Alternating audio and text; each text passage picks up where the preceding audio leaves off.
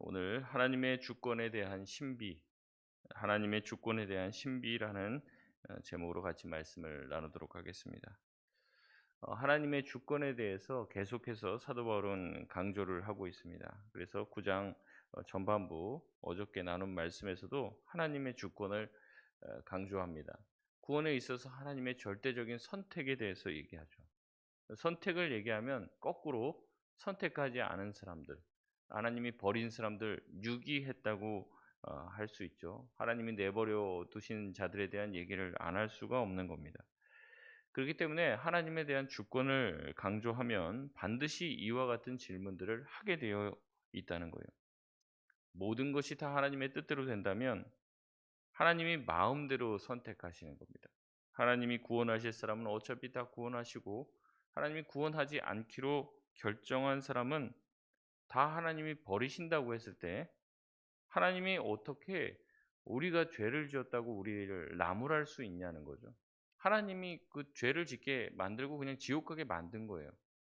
하나님이 어떤 사람을 구원하기로 작정하셨습니다. 그럼 도대체 그 사람을 하나님이 어떤 근거로 벌할 수 있냐는 거죠. 19절 말씀입니다. 우리 같이 읽겠습니다. 시작. 혹 내가 내게 말하기를 그러면 하나님이 어찌하여 허물하시느냐 누가 그 뜻을 대적하느냐 하리니. 아멘. 하나님의 뜻대로 나를 죄짓게 만들어 놨어요. 그래 놓고선 왜 나를 심판하느냐 이거죠. 하나님이 죄 짓기 원치 않으시면 나를 선한 일을 하게끔 만드시면 되지. 죄 짓게 만들어 놓으시고 하나님 주권대로 된다면서요. 하나님이 죄 짓게 만들어 놓으셨고 왜 심판하시냐는 거죠. 나도 죄 짓기 싫다. 그런데 하나님이 나를 죄 짓게 만들어 놓으셨다. 그래서 나는 죄를 지을 수밖에 없는데 이렇게 하나님이 만들어 놓고 나로 하여금 심판을 하신다면 내가 죄 짓게 된 원인은 누구에게 있는 거예요? 하나님에게 있는 거죠. 내가 죄를 지은 게 아니라 하나님이 나를 그렇게 만들어서 내가 죄를 짓게 됐다고 얘기한다는 겁니다. 하나님의 주권을 강조하면 이 반대급부로 이런 얘기를 한다는 거죠. 나에게 죄를 묻지 마라. 나를 이렇게 만든 하나님께 죄를 물어라. 이렇게 얘기한다는 거죠. 그래서 얘기하는 거예요. 내가 말하기를 그러면 하나님이 어찌하여 나를 허물하시냐? 내가 뭐 잘못했다고? 누가 하나님을 대적하겠느냐? 하나님이 나를 그렇게 악하게 만들어 놓고 지옥 가게 만들어 놨는데 그렇게 해서 내가 어쩔 수 없이 나도 어쩔 수 없이 하나님을 대적할 수 없어서 그 하나님의 계획에 순종하는 거예요. 그렇게 악하게 순종하는 거죠.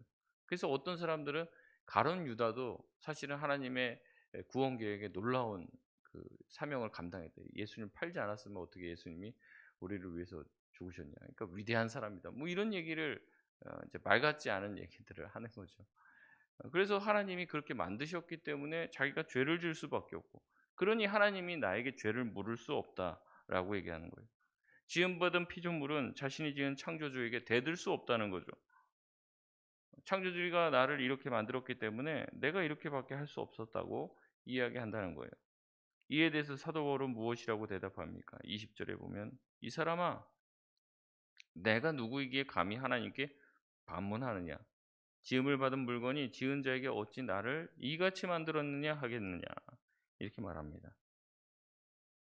사도 바울은 이것에 대해서 이렇게 얘기하죠. 지음 받은 피조물이 어, 창조주에게 대들 수 없다. 창조주가 그렇게 만들었다고 나를 왜 이렇게 만들었습니까? 할 수 없다라고 이야기하죠.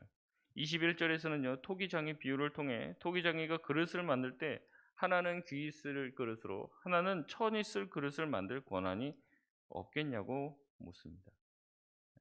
여러분 생각에는 어떻습니까?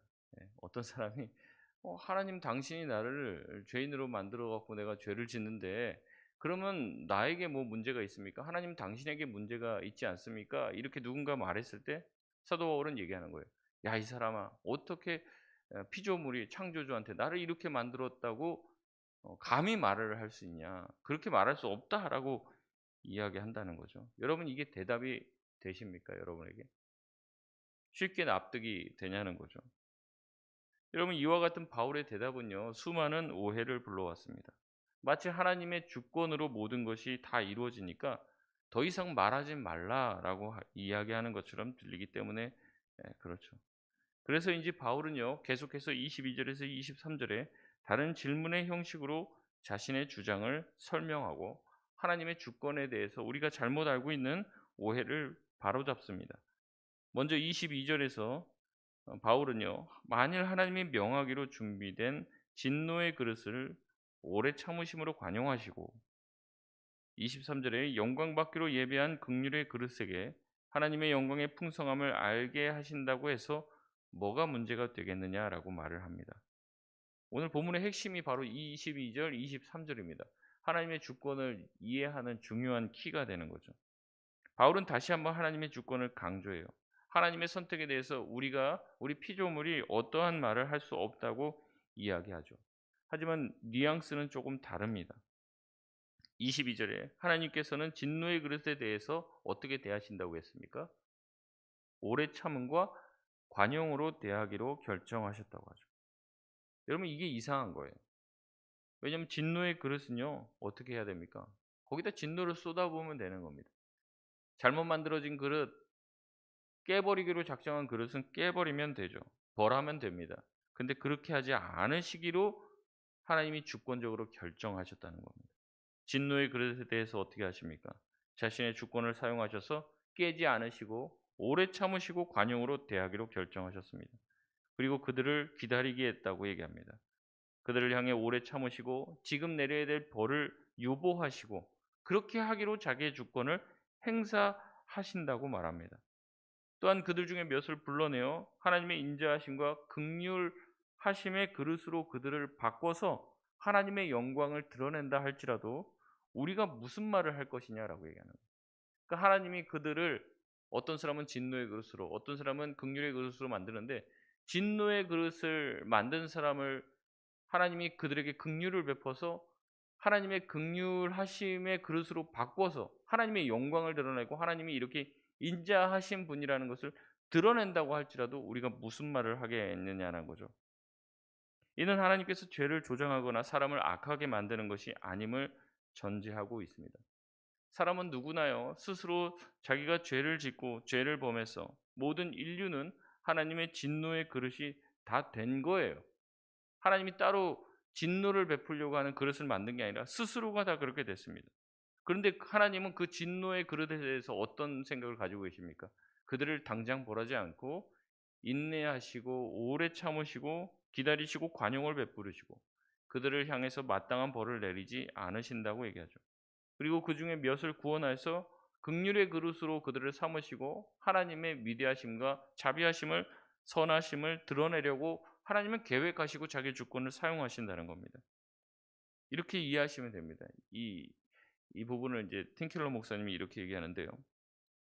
빈민촌의 아이들이요, 공터에서 놀고 있는데 어떤 부자가 지나가다가 그들 중에 몇을 불러요. 부른 다음에 얘기합니다. 야, 너희들이 성인이 될 때까지 너희의 학비와 모든 생활비를 내가 다 책임져 줄게. 이렇게 얘기합니다. 그럼 그 빈민촌의 아이들, 이렇게 선택받은 그 아이들은 은혜를 입은 거죠. 근데 그 모습을 보고 어떤 사람이 그 부자를 손가락질을 하면서 이렇게 얘기하는 거예요. 야, 왜 거기 있는 빈민촌에 있는 사람들 모두를 돕지 않았냐? 왜 몇몇 사람들만 돕고 왜 다 돕지 않아? 이렇게 비난할 수가 있냐는 거죠. 여러분, 부자에게 그 빈민촌의 모든 아이를 도와야 될 의무가 있냐는 겁니다. 그럼 그렇지 않죠. 그 부자가 자기의 것을 꺼내서 몇몇이라도 아이들을 돕는 것에 대해서 감사해 하는 것이 당연한 것 아니냐는 거죠. 여러분, 우리가 이제 연초에 또 새벽에 이제 은혜 받고 나서 특세 헌금을 내서 지금 이제 여기 송파동 지역에 이제 그 독거노인 10분에 대해서 우리가 이제 그 뭐 우유 배달을 통해서 이제 그 어르신의 안부를 묻는 그 사역을 하고 있는 거죠. 그래서 1 년에 돈이 꽤 들어갑니다. 근데 이제 그 모습을 보고 누군가 와서 손가락질을 하는 거예요, 우리 교회. "야, 왜 송파동에 있는 모든 사람을 그렇게 하지 않느냐? 왜 10 명만 10 가족만 돕냐고 우리에게 손가락질을 할 수 있느냐는 거죠. 연예인들이 기부를 합니다. 뭐 산불 났다, 지진 났다 기부를 합니다. "야, 왜 그것밖에 기부 안 하냐? 전 재산을 다 기부해야지." 누군가 그렇게 손가락질 할 수 있냐는 거죠. 그럴 수 없다는 겁니다. 우리는 자꾸 하나님이 모든 사람을 구원할 능력이 계시면 그렇게 구원해야 한다고, 마땅하다고 이야기합니다. 그러나 하나님께서는 모든 인간을 구원할 책임이 전혀 없으십니다. 인간 스스로가 죄를 지어서 자기 스스로가 멸망의 구렁텅이로 들어간 거예요. 죽음의 형벌을 받아야 마땅합니다. 하나님은 그들을 구원할 책임이 조금도 없으셔요. 하나님이 공의로운 분이라면 죄를 지은 인간 모두를 다 지옥에 보내야 마땅합니다. 그럼에도 하나님 안에 있는 그 사랑과 긍휼 때문에 하나님은 우리를 사랑하셔서 그 죄의 벌을 받아 죽어 마땅한 그 인간 죄인들 중에 몇을 불러 하나님이 그들을 구원하기를 원하신다는 은혜를 베푼 거예요. 거기에 대해서 누가 비난을 할 수 있겠냐고 얘기하는 거죠. 여러분, 이런 하나님의 은혜와 선택과 긍휼을 받은 사람이 누구입니까? 24절 말씀입니다. 우리 같이 읽겠습니다. 시작. 이 그릇은 우리니 곧 유대인 중에서뿐 아니라 이방인 중에서도 부르신 자니라. 아멘. 이 긍휼의 은혜를 받은 자가 누구예요? 우리라는 거죠. 유대인뿐 아니라 이방인 중에서도 하나님이 부르신 모든 자들은 이 진노의 그릇에서 하나님께서 긍휼의 그릇으로 변화시켜주고 바꿔주신 것이에요. 하나님의 은혜로 긍휼의 그릇은 이 은혜를 받았습니다. 유대인뿐 아니라 이방인 중에서도 몇을 포함하여서 하나님께서는 우리를 불러주셨다는 거죠. 하나님께서 부르신 자는요, 굉장한 무슨 자격이 있는 자가 아니에요. 이들에 대해서 뭐라고 얘기합니까? 25절에 이렇게 하나님 부르신 자는요, 내 백성이 아니었던 자예요. 하나님이 사랑하지 않았던 자입니다. 그들을 불러서 하나님은 어떻게 삼으십니까? 26절에 우리를 하나님의 아들이요 딸이라고 불러주셨다는 거죠. 다시 말합니다. 하나님은 자격 없는 자를 자격 있게 여겨주시고 불러주신 거예요. 이거는 긍휼의 은혜지. 왜 하나님 전 세계 모든 사람을 구원하지 않았느냐고 하나님을 비난할 것이 아니라는 거죠. 우리는 하나님께서 왜 다른 사람까지 전부 구원하지 않았냐고 물을 수 없는 피조물이요 죄인이라는 사실을 다시 한번 이야기하고 있습니다. 이것이 바울의 논지라는 거죠. 27절에 바울은 계속해서 이사야의 말씀을 인용하여 말씀합니다. 이스라엘 자손이 바다의 모래처럼 많아도 결국에 남은 자만 구원받는다고 이야기하는 거예요. 여러분, 이건 이사야의 맥락을 좀 이해해야 되는데요. 하나님은 이사야의 말씀을 통해서 이스라엘 백성들이 다 바벨론의 포로로 끌려가게 될 것을 말씀하십니다. 그런데 그렇게 다 포로로 끌려갔던 모든 사람들이 다 구원을 받게 될 것이라고 말하지 않아요. 뭐라고 얘기하냐면 남은 자만 구원을 받게 될 것이라고 말씀하셨습니다. 여러분, 이것도 맥락이 있는데요. 이스라엘 백성이 왜 지금 바벨론에게 망하게 됐냐면요, 이스라엘이 지었던 우상 숭배의 죄 때문입니다. 하나님께서는 많은 선지자를 보내셔서 돌아오라고 얘기하십니다. 우상을 버리고 다시 하나님께 돌아오라고 계속해서 이야기합니다. 하나님의 백성이라면 하나님을 마땅히 섬겨야 될 것인데 그들은 하나님을 섬기지 못하고 우상을 따랐습니다. 자기의 욕망을 따라서 살았고 하나님의 말씀을 따라 살지 않았습니다. 하나님은 그들에 대해서 오래 참으셨지만 그들은 끝내 하나님께 돌아오지 않습니다. 그래서 하나님은 이방의 이 바벨론이라고 하는 나라를 사용하셔서 이스라엘 백성을 치십니다. 혼내시는 거죠. 그래서 지금 바벨론에 끌려가게 됐어요. 이스라엘 백성이 지은 죄에 합당한 벌을 받게 됩니다. 그러나 하나님은 그들이 끌려가는 모습을 보면서 기뻐하지 않으셨습니다. 그들을 구원하기를 원하셨습니다. 하지만 하나님은 말씀하세요. 다 구원하는 게 아니라 남은 자만 구원받게 될 것이다. 결국에 거기서 70년 동안 바벨론 포로 생활을 하게 됩니다. 그리고 70년이 지나서 다시 그들에게 자유가 선포가 돼요. 다시 고향으로 돌아갈 수 있다는 길이 열리게 됩니다. 여러분 아시겠지만 그때 다 돌아가는 줄 아십니까? 아니에요. 다시 바벨론에서 고향으로 돌아갈 길이 열렸는데 안 돌아갑니다. 소수만이 돌아가요. 1차, 2차, 3차 기환을 합니다. 근데도 안 돌아가고 남는 사람들이 있어요. 여러분, 왜 바벨론에서 포로 생활을 하고 거기서 살면서 해방이 되었는데 왜 다시 이스라엘로 돌아가지 않습니까? 바벨론에서 오랫동안 70년 살면서 거기서 터를 다 잡은 거예요. 근데 지금 다시 유대 땅, 이스라엘 땅으로 가면 어떻게 됩니까? 거기는 황폐하거든요. 황무지예요. 아무것도 없어요. 다시 바닥부터 시작해야 돼요. 그게 싫은 겁니다. 그래서 안 가요. 누구만 갑니까? 자기가 있는 모든 여기 이 바벨론에서 살면서 닦았던 기반들을 포기하고 하나님의 말씀에 순종하여 자유의 길을 떠난 사람들. 그 사람들이 바로 하나님이 부르시는 남은 자인 거죠. 하나님이 자유를 주셨습니다. 다 돌아올 수 있도록 기회를 주셨어요. 그러나 그들 스스로가 남은 자가 되지 않은 겁니다. 바울은 이와 같은 얘기를 하고 있는 거예요. 하나님이 우리에게 구원 받을 수 있는 길을 막았냐? 그렇지 않다는 거죠. 진노의 그릇은 죽을 때까지 진노의 그릇이냐? 그렇지 않다는 겁니다. 기회를 열어줬어요. 복음을 듣고 하나님 앞으로 돌아올 수 있는 기회를 열어주신 것이죠. 그러나 유대인들은 그 복음의 말씀을 거부했습니다. 그래서 유대인 중에 소수가 하나님 앞에 돌아오고 예수님을 믿고 예수님 앞에 돌아오는 거죠. 유대인들이 돌아오지 않으니까 하나님은 이방의 복음의 문을 여십니다. 이 사도 바울을 통해서. 그래서 이방인의 수많은 수가 복음을 받아들이고 예수님께 나오는 거죠. 결국에 하나님이 부르시는 그 부르심의 반응에 응답하는 사람들은 진노의 그릇에서 긍휼의 그릇이 되는 것입니다. 하나님이 이것을 하나님의 주권으로 결정하셨다는 거지. 누구누구를 택해 갖고 너만 구원받을 거야. 너는 아무리 못된 짓 해도 구원받고, 너는 뭐 아무리 착하게 해도 넌 내가 안 불렀으니까 그냥 진노나 받아. 이게 아니라는 거죠. 하나님의 주권으로 진노의 그릇이 된 우리는 우리에게 주신 복음의 자유에 대해서 스스로 자유롭게 반응하여 하나님께 돌아올 수 있도록 하나님이 길을 여셨다는 겁니다. 그래서 하나님께로 돌아오지 않기로 결정한 사람들은요, 결국에 그들 스스로가 지은 죄로 인해서 멸망받게 된다는 것이죠. 하나님은 지금도 자신의 주권에 의한 이런 선택과 유기에 대해서 실현하고 있다는 겁니다. 많은 사람들이 이것에 대해서 의문을 품고 불만을 가지고 있어요. 그러면서 하나님이 선택하신 분들, 또 하나님이 뭐 버리신 분들 어쩔 수 없지 않냐 이렇게 얘기합니다. 그러나 하나님이 누구를 선택했고 누구를 버리셨는지 우리는 알 길이 없어요. 그러나 하나님은 우리에게 동시에 그 얘기를 하십니다. 너희가 하나님의 말씀을 듣고 복음을 듣고 돌아오면 내가 어떻게 하겠다고 하는 거예요? 구원하겠다고 말씀하신 거죠. 그건 하나님의 입장에서 하나님이 결정하실 것입니다. 우리의 입장에서 하나님이 원하시는 것은 복음의 말씀을 듣고 반응하고 돌아오는 거예요. 하나님 말씀하시는 거예요. 그렇게 돌아오는 자를 내가 이미 선택한 것이다.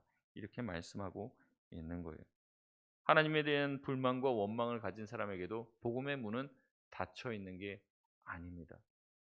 노아의 방주를 지을 때요, 방주를 짓지 않는 사람에게도 방주의 문은 열려 있었습니다. 방주를 지은 사람만 들어가는 게 아니라는 거예요. 때가 이르기 전까지 들어가기만 됩니다. 돌아가는 자에게는 하나님의 긍휼의 은혜가 기다리고 있습니다.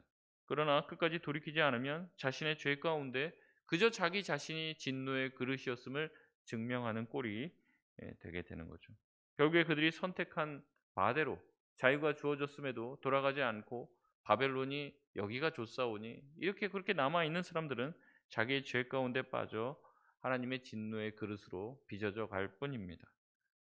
하나님은 그들이 복음을 듣고 돌아오기를 바라시고 지금도 오래 참으신다는 거죠. 하나님의 그 오래 참으심을 잊지 말고 하나님의 그 오래 참으심을 거절하지 말고 돌아올 수 있는 은혜가 우리가 알고 있는 모든 성도들에게 있길 원합니다. 말씀을 맺겠습니다. 죄로 죽을 수밖에 없는 우리를 구원하신 하나님께 늘 감사하시길 바랍니다. 내가 잘나서가 아니죠. 하나님의 백성이 아닌 자들, 하나님의 사랑을 받을 수 없는 자들을 불러서 내 백성 삼으시고 내 아들과 딸을 삼으시겠다고 말씀하십니다. 그런 하나님의 강권적인 은혜에 감사할 수 있는 오늘 하루 되시길 바랍니다. 나를 택해 주시고 하나님의 은혜에 늘 감사하고 아직도 돌아오지 않는 수많은 진노의 그릇으로 자기 삶을 빚어가고 있는 사람들에게 복음을 전해 그들이 하나님의 품에 들어와 긍휼의 그릇으로 변화되며 은혜를 입는 그것을 소원하고 그것을 위해서 기도할 수 있는 저와 여러분 다 되시길 주의 이름으로 소원합니다.